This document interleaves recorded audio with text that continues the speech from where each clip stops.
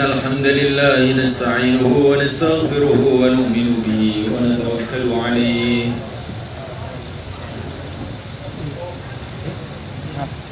ونعوذ به من شرور أنفسنا ومن سيئات أعمالنا من يهديه الله فلا مضل له ومن يضلل فلا هادي له أشهد أن لا إله إلا الله وحده لا شريك له وأشهد أن سيدنا ومولانا محمدا عبده ورسوله اللهم صل وسلم وبارك عليه وعلى آله وأصحابه والتابعين لهم إلى يوم القيامة أما بعد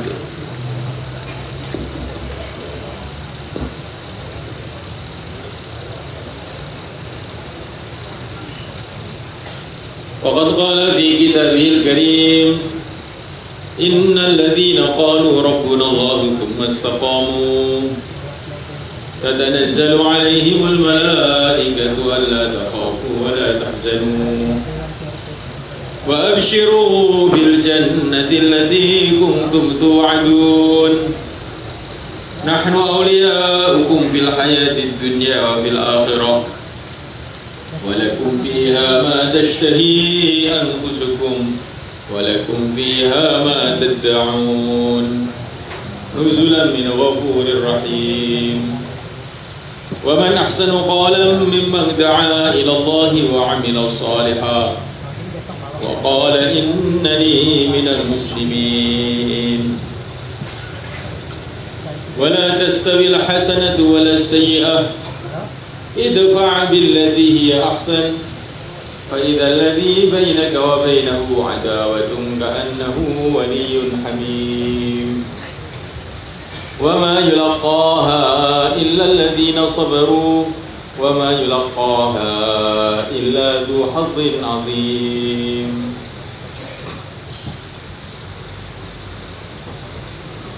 Orang-orang tua kami yang kami muliakan, para ulama-ulama, para ustadz-ustadz, para hafidh-hafidh Quran, dan hadirin semua, akramakumullah rahimakumullah.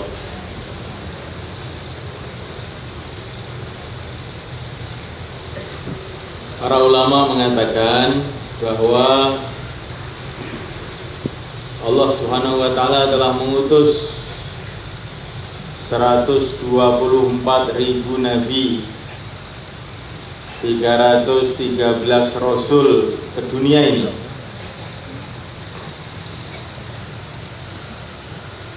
Untuk membimbing manusia bagaimana mereka itu meninggalkan dunia ini dapat ridho Allah sehingga akhirnya masuk dalam surga Allah.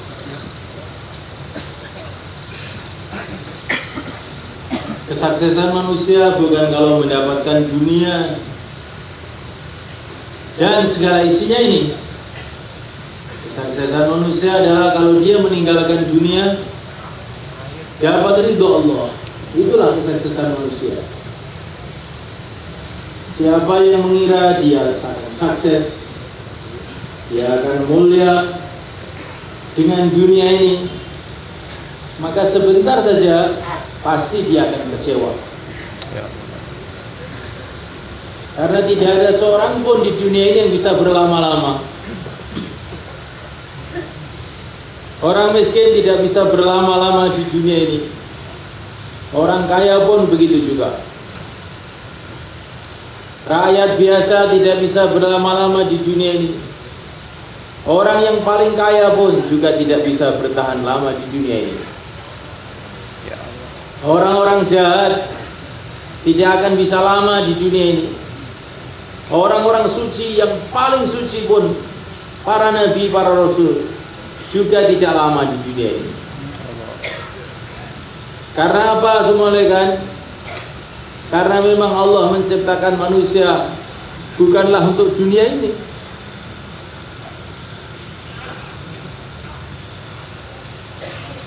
Allah menciptakan manusia itu untuk negeri akhirat yang selama-lamanya.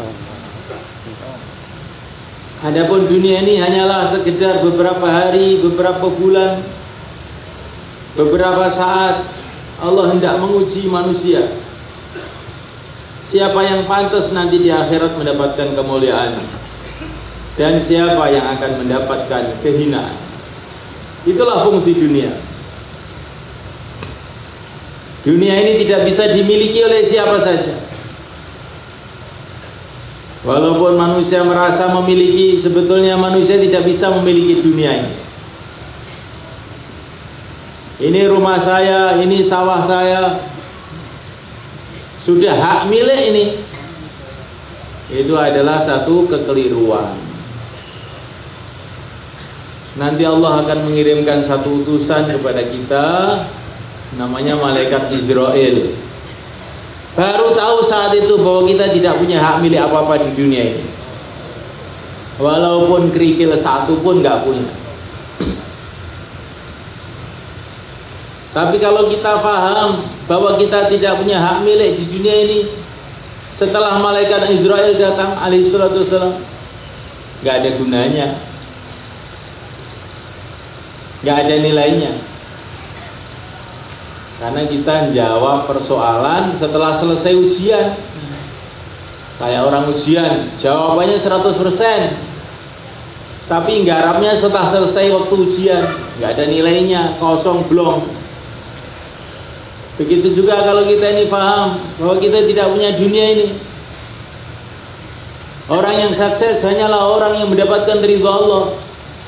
Tapi pahamnya setelah mati, kita tidak ada gunanya apa-apa. Tapi kalau waktu hidup ini kita sudah paham, ya masih waktu ujian, nah ya, kita akan dapat nilai besar.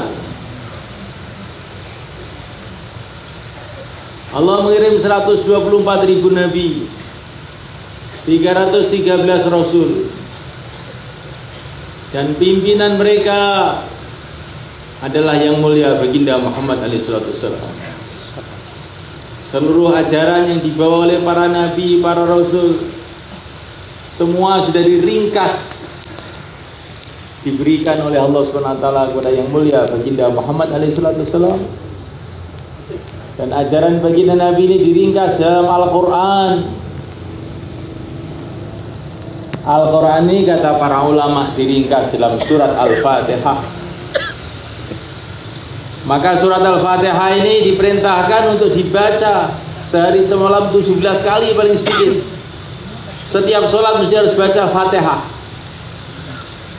Karena Fatihah ini adalah intisari seluruh pelajaran agama yang dibawa para nabi, para rasul itu.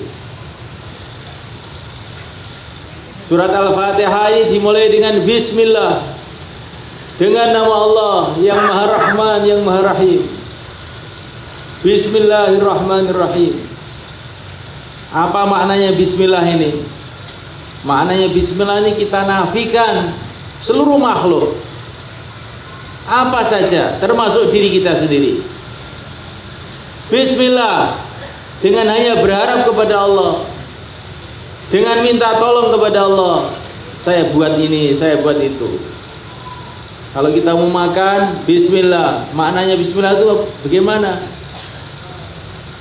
Makanan tidak bisa mendatangkan manfaat tanpa kehendak Allah. Minuman tidak bisa mendatangkan manfaat tanpa kehendak Allah. Maka saya makan, minum, Bismillah, dengan minta tolong kepada Allah. Saya tidak yakin dengan makanan, tidak yakin dengan minuman, yakin kepada Allah, dengan ingat kepada Allah, dengan menyebut nama Allah, minta tolong kepada Allah. Aku makan, aku minum. Begitu juga semuanya. Apa saja perbuatan yang tidak kita mulai dengan Bismillah, maka kata yang mulia baginda Muhammad SAW, nanti barokahnya itu nggak sempurna, ada cacatnya. Maka apa saja kita mulai dengan Bismillah, terutama usaha agama, usaha dakwah ini. Maka wahyu pertama diturunkan kepada yang mulia baginda Muhammad SAW, Iqra bismi rabbik. Baca Al-Quran ini kepada umat sampaikan Al-Quran ini kepada umat. Maknanya Iqra itu, karena nyatanya baginda Nabi itu membaca Iqra ini kepada umat, bukan dibaca sendiri saja di kamar, tidak. Iqra itu maknanya sampaikan Al-Quran ini kepada umat. Tapi jangan atas nama kamu, bismi rabbik, atas nama Tuhan kamu. Maka kita dakwah juga begitu, atas nama Allah. Kita dakwah bukan atas nama syuro. Kita dakwah bukan atas nama jamaah tabligh, tidak. Atas nama Allah. Atas nama Allah. Jamaah tabligh macam-macam itu kan orang-orang kasih nama. Ya memang akhirnya jadi nama, seperti bayi itu nggak punya nama, dikasih nama jadi punya nama. Tapi sebetulnya usaha agama ini tidak dikasih nama, tidak ada nama. Namanya ya apa? Namanya usaha ngamalkan agama, itu namanya. Maka usaha agama ini dimulai dengan bismillah. Minta tolong kepada Allah Ar-Rahman Ar-Rahim, yang maha pemurah lagi maha penyayang. Ya Allah, aku betul-betul tidak mampu untuk mengemban agama ini, untuk mengamalkan agama ini, untuk menyampaikan agama ini. Bismillah, aku minta tolong kepada Engkau ya Allah. Ini maknanya bismillah dalam dakwah itu begitu. Nanti kalau dakwah kita mulai dengan bismillah, nanti barokahnya itu nggak ada habis-habisnya. Ayat Nabi Sulaiman kirim surat kepada Ratu Balqis negeri Yaman. Suratnya pendek saja, dari Sulaiman, Bismillahirrahmanirrahim, jangan kamu sombong, datang masuk Islam. Langsung itu Bilqis gegeran. Ringkasnya akhirnya masuk Islam dengan seluruh rakyatnya. Ini barokahnya dakwah dengan bismillah. Nafikan diri kita, nafikan kedudukan kita, nafikan apa saja selain Allah. Bismillah, hanya berharap kepada Allah. Bismillah, minta tolong kepada Allah. Maka insya Allah perbuatan kita apa saja di barokah. Dalam satu hadis diriwayatkan Ibnu Katsir dalam tafsirnya, barang siapa kumpul istrinya kemudian dia baca bismillah, nanti kalau jadi anak, setiap anaknya bernafas, orang tuanya dapat pahala. Ya, anaknya tambah banyak, pahalanya tambah banyak ya. Bismillah ini penting. Namanya Allah Ta'ala. Kemudian diteruskan dengan alhamdulillah. Baginda Nabi mengatakan sebaik-baiknya doa adalah alhamdulillah. Bagaimana alhamdulillah dikatakan sebaik-baiknya doa? Kata para ulama, alhamdulillah itu maknanya segala puji bagi Allah. Segala puji adalah bagi Allah. Maknanya segala puji bagi Allah itu bagaimana? Segala kebaikan adalah dari Allah. Karena yang dipuji itu adalah kebaikan. Segala kebaikan itu dari Allah. Kebaikan yang datang pada nabi, para rasul, para sahabat, para wali-wali Allah, para orang dunia, di akhirat, di bumi, di langit, semua dari Allah.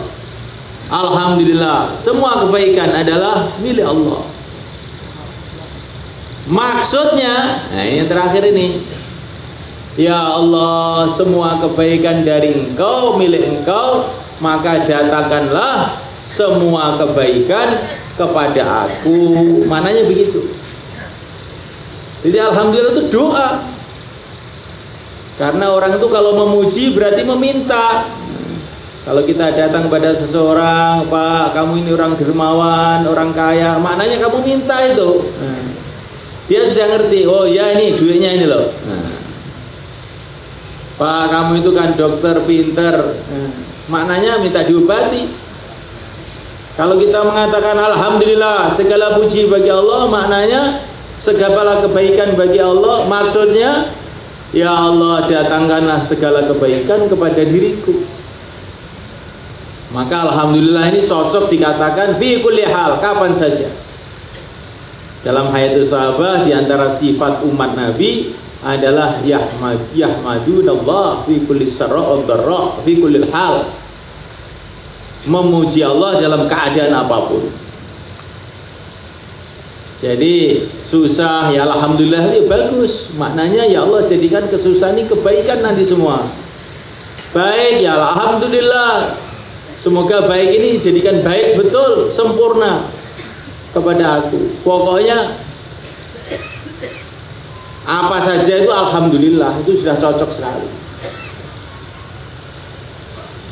Kalau ada orang mati, alhamdulillah sebenarnya juga benar juga kata para ulama itu. Ada orang mati, alhamdulillah bagus. Tapi nanti keluarganya salah paham, oh, kurang ajar kamu ya.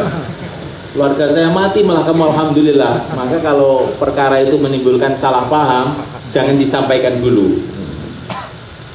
Yang membuat orang paham saja.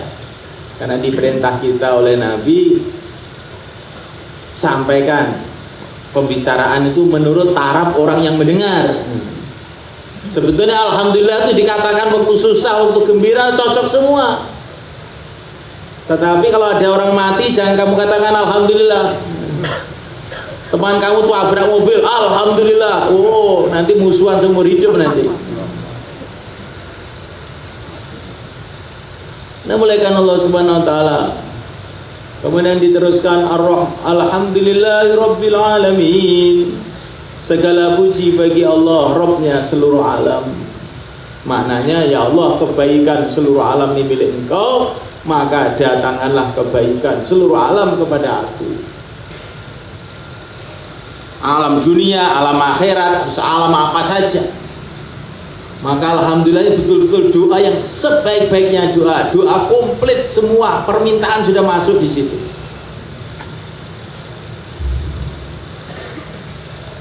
Ar-Rahmanir Rahim, yang maha pemurah lagi maha penyayang.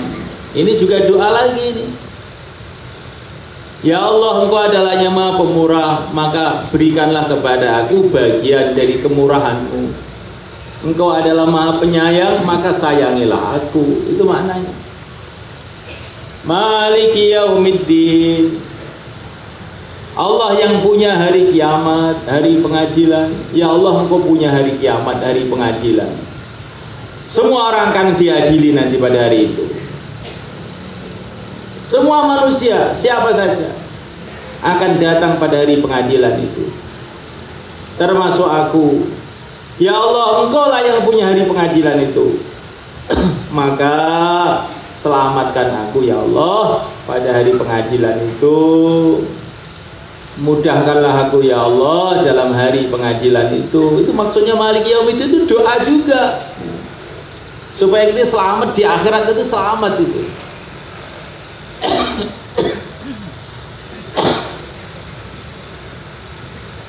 Kemudian terus, Iyyaka na'budu wa iyyaka nasta'in. Ya Allah, hanya Engkau yang aku sembah. Hanya Engkau yang aku sembah, hanya Engkau yang aku agung-agungkan, hanya Engkau yang aku takuti habis-habisan, aku cintai habis-habisan. Kata para ulama, menyembah itu maknanya takut habis-habisan, cinta habis-habisan, tunduk habis-habisan. Itu namanya menyembah. Hanya Engkau ya Allah yang aku sembah, hanya Engkau yang aku mintai tolong. Minta tolong urusan apa? Urusan apa saja. Hanya Engkau yang aku mintai tolong dalam urusan dakwah saya. Hanya Engkau yang aku mintai tolong dalam urusan ibadah saya. Hanya Engkau yang aku mintai tolong dalam urusan keluarga saya. Hanya Engkau yang aku mintai tolong dalam urusan ekonomi saya. Hanya Engkau yang aku mintai tolong dalam urusan dunia saya. Hanya Engkau yang aku minta tolong dalam urusan akhirat saya. Begitu, itu maknanya Iyyaka na'budu wa iyyaka nasta'in. Hanya Allah yang disembah, hanya Allah yang dimintai tolong. Kemudian terakhir, doa terakhir, Ihdinas siratal mustaqim. Ya Allah, berikanlah hidayah kepada kami jalan yang lurus. Bukan saya, tapi kami. Ihdinas siratal mustaqim. Ya Allah, tunjukilah kami semua. Nah, ini derajatnya orang macam-macam. Kalau yang dipikiran keluarganya ya ihdinas siratal mustaqim, berarti mendoakan keluarganya. Kalau yang dipikiran kampungnya ihdinas siratal mustaqim, berarti mendoakan kampungnya. Kalau yang dipikirkan seluruh alam, ihdinas siratal mustaqim, mendoakan seluruh alam, berarti berbuat kebaikan kepada seluruh alam, mendoakan seluruh alam. Maka orang itu sholat itu menurut pikirnya masing-masing.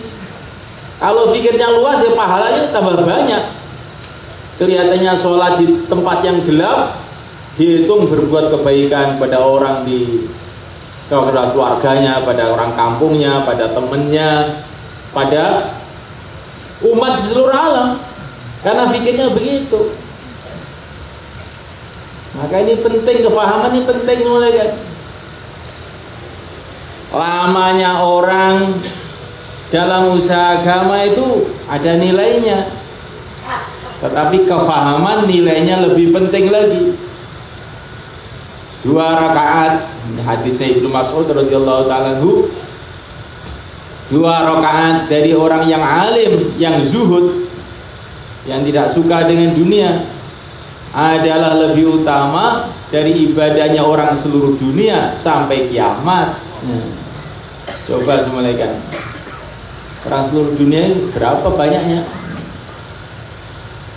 Maka ini diantara sebabnya pahalanya banyak itu kefahaman itu penting sekali. Maka kita ini mau istimewa, akan banyak bayan-bayan dari orang-orang tua kita, dengarkan betul-betul. Keluar 4 bulan, keluar setahun ini penting, tapi kefahaman itu juga penting. Nanti kalau keluar berjuang nanti kefahamannya itu tidak ditingkatkan, lama-lama di tengah jalan bingung. Seperti orang jalan luari cepat tanpa tahu jurusan mana ini, pokoknya luari aja terus, nggak ngerti jurusannya, tahu-tahu masuk jurang. Ada juga orang yang tahu jurusan semua tapi nggak mau jalan, ini juga nanti nggak sampai. Harus kita bergerak, harus kita meningkatkan kefahaman juga, meningkatkan pengorbanan, meningkatkan kefahaman. Untuk inilah istimewa dibuat. Maka jangan sampai waktu istimewa ini kita ini terus nggak dengar, ngantuk, nggak bagus itu. Tidur tuh kalau waktunya tidur dapat pahala pakai cara sunnah, tidur pakai sunnah. Tapi kalau bukan waktunya tidur, waktu bayan tidur, dapat pahala nggak kira-kira? Saya kira kok tidak. Bisa-bisa dapat dosa malah. Karena apa? Karena itu menyakitkan yang bayan, menyakitkan hati orang Islam itu kan dosa. Kalau ada orang bayan kamu tidur, sama saja dengan ngomong bayan kamu tuh nggak bermutu. Maka saya tidur. Dosa nggak kira-kira itu? Jelas itu mufakat para ulama itu. Bahkan orang juhala pun juga akan pendapat gitu. Saya itu tidur bukan karena meremehkan Bapak, karena ini tadi malam tuh nggak tidur, tahajud terus. Ya semoga diampuni oleh Allah kalau begitu. Maka kalau ada orang tidur jangan buruk sangka, wah kamu itu penghinaan, jangan begitu. Ini orang tahajud semalam suntuk, maka tidur terus. Waktu tahajud pun tidur. Ngerti-ngerti sudah subuh. Jadi semulaikan Allah Ta'ala, kita berdoa kepada Allah Subhanahu Wa Ta'ala untuk kita, keluarga kita, untuk umat. Ihdinas siratal mustaqim. Ya Allah, tunjukilah kami jalan yang lurus. Apa maksudnya jalan yang lurus itu? Ya kita suruh belajar ini. Siratal ladzina an'amta alaihim, jalannya orang-orang yang telah Engkau beri nikmat. Jadi kita ini mohon kepada Allah supaya dibimbing oleh Allah, bisa berjalan di jalan orang-orang yang diberi nikmat oleh Allah. Maksudnya siapa? Ini dijelaskan dalam ayat yang lain, maksudnya minan nabiyyin was-siddiqin wasyuhada'i was-salihin. Para nabi, ya Allah tunjukkanlah kami jalan lurus, bimbinglah saya ini hidup ini sehingga saya mengikuti kehidupan para nabi. Ini waktu kita sholat itu doa begitu.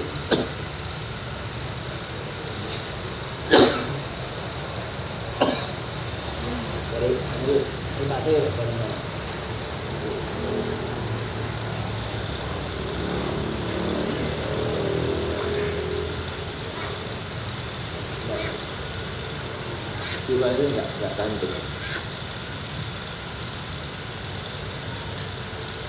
Jalan yang kita minta itu semua kan jalannya Nabi Adam alaihissalam. Bagaimana jalannya Nabi Adam? Nabi Adam itu salah ini baru sekali, itu pun tidak sengaja, dan salahnya itu kecil, cuma makan makanan yang dilarang. Itu pun tidak sengaja karena lupa dan karena ditipu. Tapi walaupun salah cuma sekali dan tidak sengaja, kalau bukan Nabi tidak dihitung salah, sebetulnya lupa.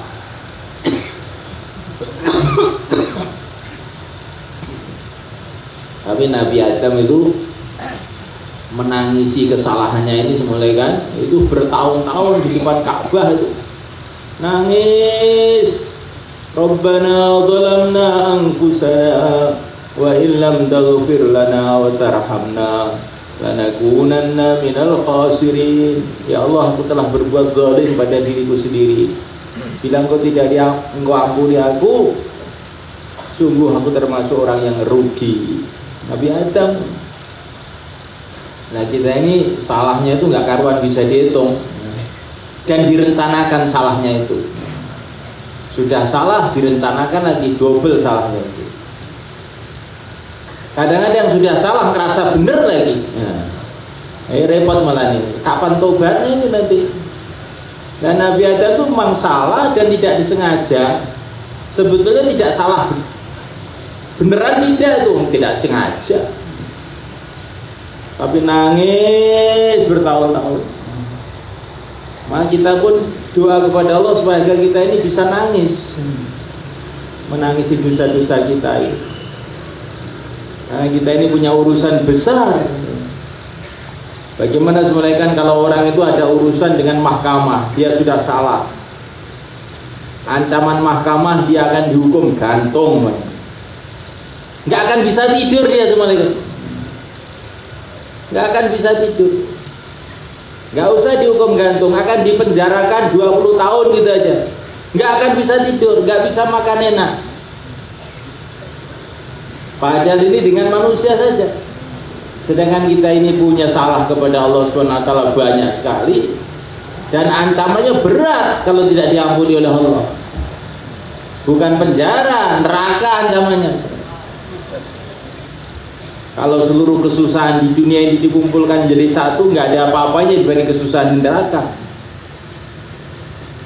Maka semestinya kita ini nangis.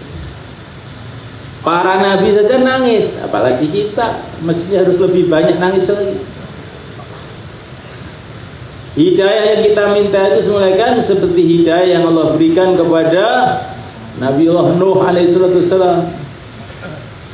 Yang dengan hidayah itu Nabi Nuh itu bisa dakwah kuat istiqomah 950 tahun siang dan malam. Inni da'autu qaumi laila wa nahara. Itu yang kita minta dalam suatu seperti itu. Bukan 4 bulan 40 hari. Yang kita minta itu dakwah kayak Nabi Nuh 950 tahun. Tentu saja dalam 950 tahun itu 4 bulannya ya ada, 3 hari ya ada, 1 hari ya ada. 950 tahun. Ada orang tanya apa dalilnya 4 bulan? Apa ada di Quran? Di Quran 4 bulan nggak ada. 950 tahun ada. Masa 950 tahun itu nggak ada 4 bulannya? Jadi semulaikan Allah Subhanahu wa taala itu yang kita minta semulaikan. Hidayah yang kita minta itu semulaikan seperti hidayah yang Allah berikan kepada Nabi Musa. Walaupun hidup di pemerintahan yang zalim, yang kejam, tetap istiqomah. Hidayah yang kita minta itu semulaikan seperti hidayah yang Allah berikan kepada Nabi Yusuf. Nabi Yusuf itu ajib semulaikan. Yang bikin masalah itu malah saudara-saudaranya sendiri. Yang satu ayah, yang satu rumah. Masya Allah. Maka kadang-kadang orang usaha agama itu yang bikin masalah temannya sendiri. Itu memang harus kita kerjakan. Para nabi juga ada yang begitu.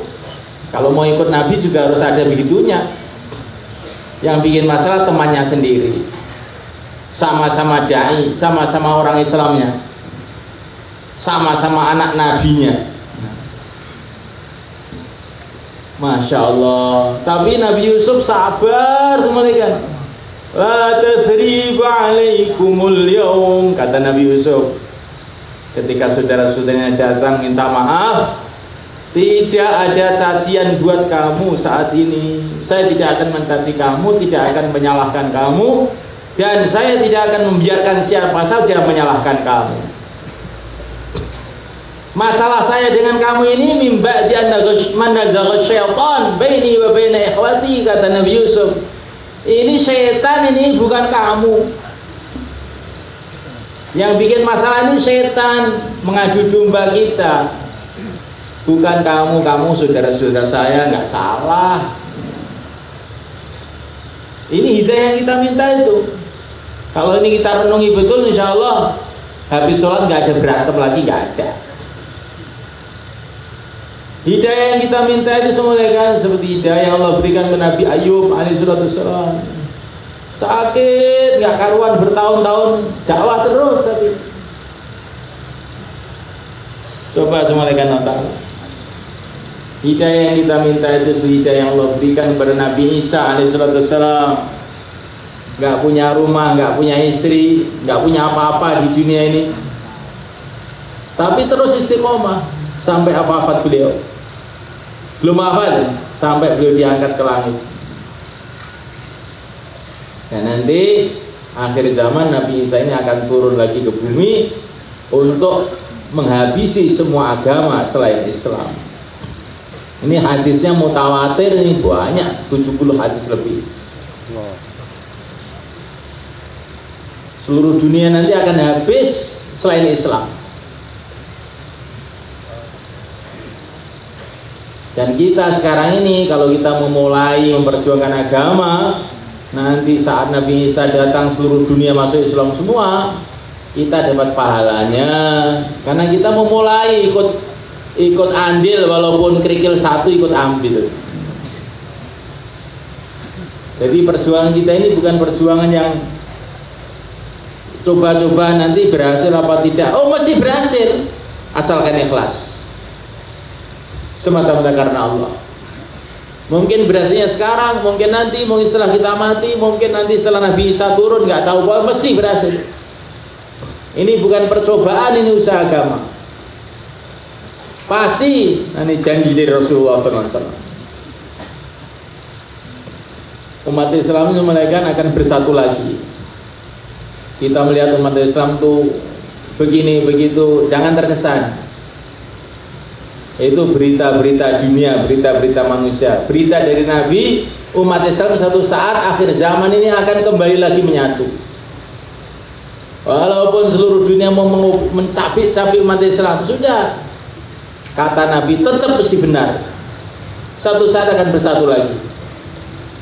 Cuman kita ini malaikat Allah Ta'ala ikut ambil bagian atau tidak. Kalau nggak ikut ambil bagian, ya kita ini kan rugi jadinya. Ini perusahaannya para wali, para nabi, usaha agama ini kita ikut tanam modal sekemampuan kita supaya kita nanti tidak rugi. Hidayah yang kita minta itu semulaikan seperti hidayah yang Allah berikan kepada yang mulia baginda Muhammad SAW. Hidayah yang jadi asbab hidayah seluruh alam. Itulah maknanya sholat. Minan nabiyyin, hidayah yang Allah turunkan kepada para nabi itu yang kita minta. Wasiddiqin, hidayah yang kita minta itu hidayah yang Allah berikan kepada para siddiqin. Siddiqin itu orang yang betul-betul mantap imannya. Nah, amirnya siddiqin ini adalah Sayyidina Abu Bakar As-Siddiq radhiyallahu ta'ala anhu.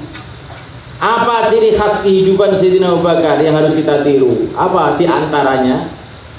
Ayung qasuddin wa ana hayy.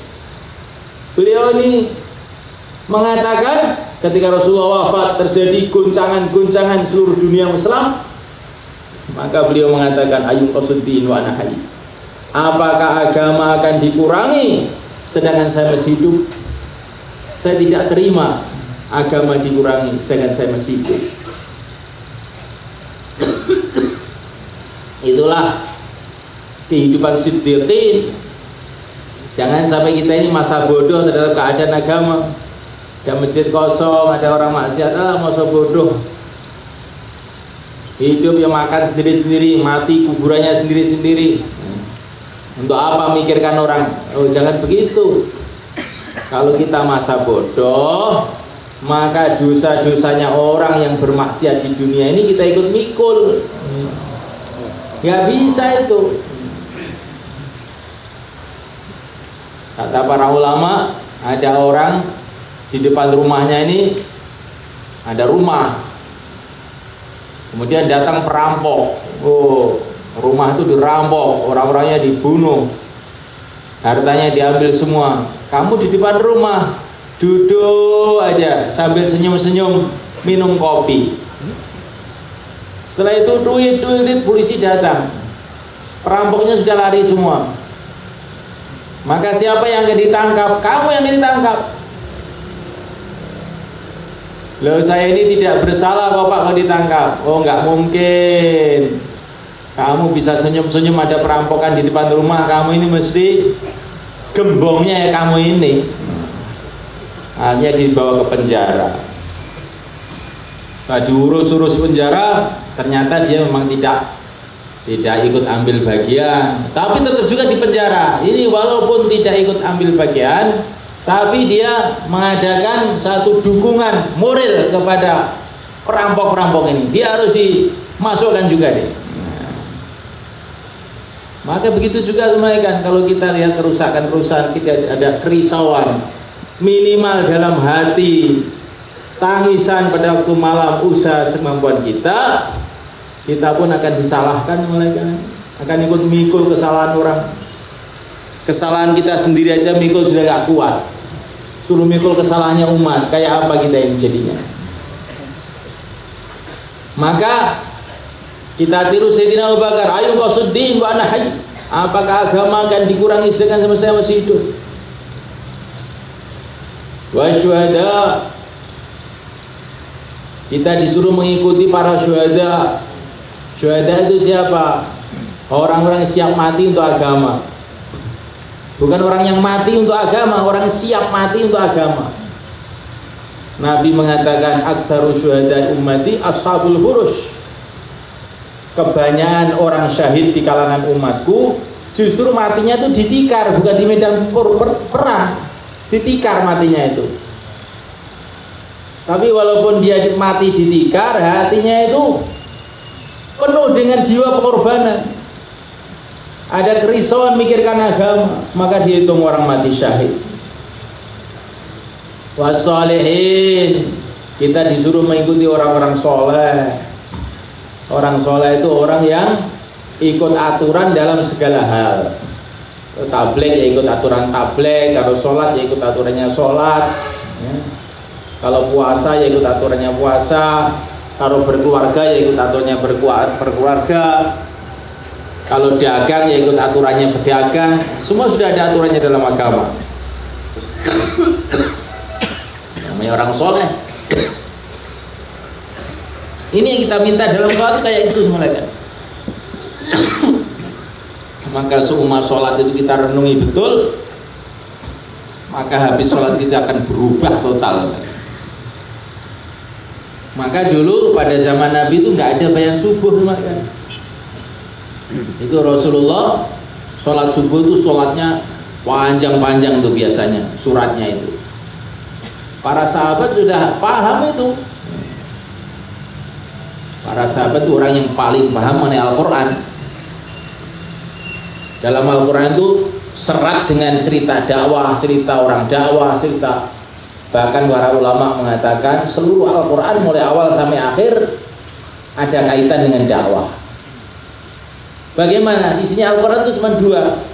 Cerita orang-orang dakwah, para nabi, para rasul. Cerita bahan dakwah. Apa yang didakwahkan mereka. Itu aja isinya.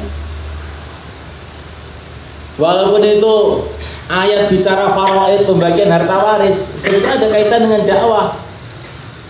Maksudnya apa? Supaya ini disampaikan kepada umat. Jadi ini bahan dakwahnya Rasulullah. Maka Al-Quran itu ceritanya cerita dakwah banyak sekali mulai awal sampai akhir. Nah, para sahabat orang paling paham pada Quran. Maka selesai sholat, assalamualaikum, nggak usah bayan lagi, langsung taskil, kamu ke sana, kamu ke sini. Sahabat itu kalau Nabi naskil sahabat itu bukan seperti kita, siapa yang siap? Sahabat itu siap terus, tinggal bagi rute saja. Kamu ke sana, kamu ke sana, kamu ke sana, berangkat bismillah. Maka kita ini ya belum paham Al-Quran ya. Bahkan habis sholat itu kita ditanya tadi yang dibaca apa juga lupa. Karena waktu sholat itu juga ngantuk umpamanya, nggak apa-apa. Nanti terus-teruskan bayan. Setelah bayan, terus langsung kita siap semua untuk keluar. Insyaallah boleh kan? Insyaallah. Ghairil maghdubi alaihim waladhdallin. Ya Allah, jangan sampai saya ini mengikuti jalannya orang-orang yang murkai. Siapakah orang yang dimurkai itu? Yaitu orang-orang Yahudi, kata Nabi. Orang Yahudi ciri khasnya apa? Agama dipilih yang enak-enak tok. Kalau kira-kira nggak enak ditolak. Afa kullama ja'akum rasulun bima la tahwa anfusukum mustakbartum fa fariqam kadzabtum wa fariqam taqtulun. Kalau diperintah kok cocok enak, bismillah. Kalau nggak cocok ditolak. Bahkan yang perintah itu dimusuhi, itu Yahudi. Ukurannya itu enak apa nggak enak, cocok apa nggak cocok, bukan benar salah. Waladhdallin, ya Allah janganlah saya itu sampai ikut golongan orang-orang sesat, yaitu orang Nasrani, orang yang menuhankan makhluk. Makhluk dianggap Tuhan, Tuhan dianggap makhluk. Nah, mulai kan Allah Subhanahu wa taala, inilah ringkasan surat Fatihah. Nah, mulai kan Allah taala, maka dikatakan dalam Quran bahwa sholat itu akan menjauhkan orang dari keburukan-keburukan. Kenapa? Kalau sholat ini betul direnungi itu, masya Allah, betul akan menjauhkan dari keburukan-keburukan. Dan sholat ini akan mendatangkan pertolongan Allah, karena ini doa semua isinya. Dan sholat ini akan mendatangkan hidayah Allah, karena sholat itu minta hidayah. Maka bagaimana kita mulai dari istimewa kita ini, sholat kita tingkatkan mutunya. Di tengah-tengah kesibukan istimewa ini, sholatnya dijaga, sholat-sholatnya sunnah dijaga, tahajud dijaga, sehingga istimewa kita ini dibarokai oleh Allah SWT. Sejauh mana kita banyak ingat kepada Allah, sejauh itu pula nilai kerja kita. Seseorang bertanya kepada Nabi, siapa pejuang yang paling banyak pahalanya? Yang paling banyak ingat kepada Allah. Siapakah orang ini yang paling banyak pahalanya? Yang paling banyak ingat kepada Allah. Maka nilai daripada istimewa kita ini bukan banyaknya orang yang hadir saja, banyaknya orang yang ingat kepada Allah. Dan supaya ingat kepada Allah, senantiasa bicara keagungan Allah. Maka dalam istimewa kita ini nanti dibiasakan dua kelompok-kelompok, 2 orang, 3 orang bicara keagungan Allah. Tambah banyak kita bicara keagungan Allah, kita hamba Allah, setiap detik kita berhajat kepada Allah, maka kita harus ingat pada Allah. Gitu kita bicarakan setiap saat. Kata orang-orang tua kita, minimal sehari semalam itu 25 kali. Nanti insya Allah iman kita akan ada kenaikan. Di mana saja, dengan teman sendiri, dengan tamu-tamu, kita hamba Allah, tinggal di bumi Allah, di bawah langit Allah, makan rizki dari Allah. Setiap detik kita hajat dengan pertolongan Allah. Kalau Allah tidak nolong jantung kita 1 detik saja, jantung kita akan mandek. Kalau Allah tidak tolong otak kita 1 detik saja, kita akan gila. Kalau Allah tidak menolong telinga kita 1 detik saja, akan tuli. Kalau Allah tidak tolong mata kita 1 detik saja, akan ngantuk. Ngantuk. Insyaallah boleh kan? Maka kita selalu ingat pada Allah, doa kepada Allah, taat kepada Allah. Untuk itu kamu keluar 4 bulan latihan taat pada Allah. Insyaallah boleh kan? Insyaallah. Bicarakan paling sedikit 25 kali. Nanti habis istimewa itu nanti akan terasa itu bagaimana hati itu akan tambah ingat pada Allah. Bicara akhirat, kita akan ke akhirat, dunia akan ditinggalkan, istri akan ditinggalkan, semua akan ditinggalkan. Rumah kita ini adalah akhirat, harta kita yang sebenarnya di akhirat, jabatan kita yang sebenarnya jabatan di akhirat. Kita mikir akhirat supaya bisa mikir betulan, keluar 4 bulan. Insyaallah kan? Insyaallah. Umat ini mana-mana berceceran, bertengkar satu sama lain, padahal pertolongan Allah tidak akan datang kalau umat tidak satu padu, satu hati kasih sayang. Supaya satu hati kasih sayang, banyak silaturahim. Supaya bisa silaturahim, keluar 4 bulan. Insyaallah kan? Insyaallah.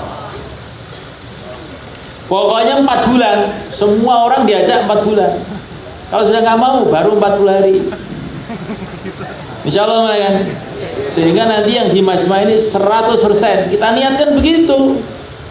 Jadinya bagaimana bukan urusan kamu, yang penting niatnya begitu, 100% keluar semua. Tapi dengan hikmah, dengan bijaksana, dengan lemah lembut. Insyaallah kan? Insyaallah. Kalau yang tidak bisa keluar, yang minimal suruh niat. Niat ini pun sudah dapat pahala loh semalekan. Tapi ini rahasia. Ini untuk orang yang hari pertama datangnya aja niat sudah dapat pahala. Nanti kalau orang-orang kamu kasih tahu begitu semua, nanti niat tok nggak keluar nanti. Ini ilmu terakhir ini nanti. Kalau sudah mau epet, ya Pak kamu niat betul-betul sudah dapat pahala. Ini ilmu terakhir. Jangan awal-awal sudah bilang begitu. Itu nanti seperti sekolah langsung kelas 6, nggak kelas 1 dulu, nggak naik jadinya. Nah, mulai kan Allah Ta'ala, istimewa kita ini Masya Allah, kita berharap kepada Allah istimewa yang diterima oleh Allah. Amin. Kata Syekh Yusuf rahimahullah, walaupun yang istimewa banyak, kalau tidak ada orang ahli yakin yang betul-betul ta'aluk kepada Allah, bergantung pada Allah, istimewa itu tidak ada nilainya. Maka bagaimana supaya nilai istimewa kita ini tinggi di sisi Allah? Semuanya yang dalam istimewa ini, yang di depan, yang di belakang, yang tugas apapun, hatinya senantiasa bergantung pada Allah, doa kepada Allah. Dengan akhlak yang baik kita kelola istimewa kita ini, kita rawat istimewa kita ini, sehingga akan mendatangkan istimewa terus sampai hari kiamat. Insyaallah malaikat. Insyaallah. Istimewa kita ini terusannya istimewanya para sahabat dulu. Ya Arafah, diteruskan orang-orang setelahnya, diteruskan terakhir ini Syekh Ilyas, Syekh Yusuf, Syekh In'am rahimahumullah. Akhirnya diteruskan sama kita buat sungguh-sungguh, nanti diteruskan sama anak cucu kita sampai hari kiamat. Kita di kubur kita tersenyum-senyum. Insyaallah malaikat. Insyaallah. Karena melihat amalan-amalan kita diteruskan orang-orang setelah kita. Diceritakan ketika Syekh Ilyas mau wafat, beliau tersenyum-senyum malaikat. Ditanya, "Kenapa senyum-senyum?" Orang itu kalau mati biasanya ninggalkan satu istri, beberapa anak. tapi saya mati meninggalkan beribu-ribu orang untuk meneruskan amalan saya, maka mati itu senang aja gitu. Kalau sudah taskilannya banyak, mati itu nggak apa-apa kok semalekan, enak malahan. Tapi kalau masjid masih mati begitu, ya, belum punya taskilan kita mati, kelihatannya agak nggak enak gitu semalekan. Padahal mati itu bukan ditanya kamu mau atau tidak, maka secepat-cepatnya kita bangkit 4 bulan. Insyaallah mulai kan? Insyaallah. Ya, silakan mulai kan. Berdiri. Bismillah, 100%. Nah. Kita maunya 100% mulai kan? Sudah, bismillah. Ayo, Masya Allah. Ini baru ini. Tentasil juga.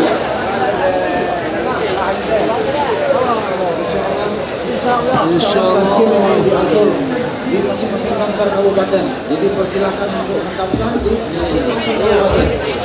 Di Kabupaten Pontianak, Kabupaten Sambas, Kabupaten Sanggau. Insyaallah kita.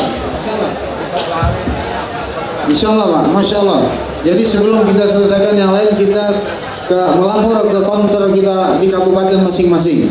Kabupaten Pontianak, Kabupaten Sambas, Kabupaten Sanggau, Sintang. Silakan Pak, konter di belakang Pak, di sana sudah siap. Mari Pak, silakan Pak. Masya Allah, Masya Allah. Kita buat tindak lanjut Pak. Kita buat tindak lanjut daripada pertemuan kita ini untuk mendapatkan kebaikan sebagaimana sudah kita dengarkan bersama. Mari Pak, Insya Allah di belakang sana Pak, masing-masing kabupaten sudah menunggu. Silakan Pak, Masya Allah. Ini jalan tengah boleh Pak, Insya Allah. Masya Allah. Insyaallah, Masya Allah, Tuhan. Bismillah. Di masing-masing kabupaten, Pak, daftarkan nama kita. Nah, tuan-tuan sudah jauh-jauh datang, Masya Allah, mujahadah. Ini puncaknya.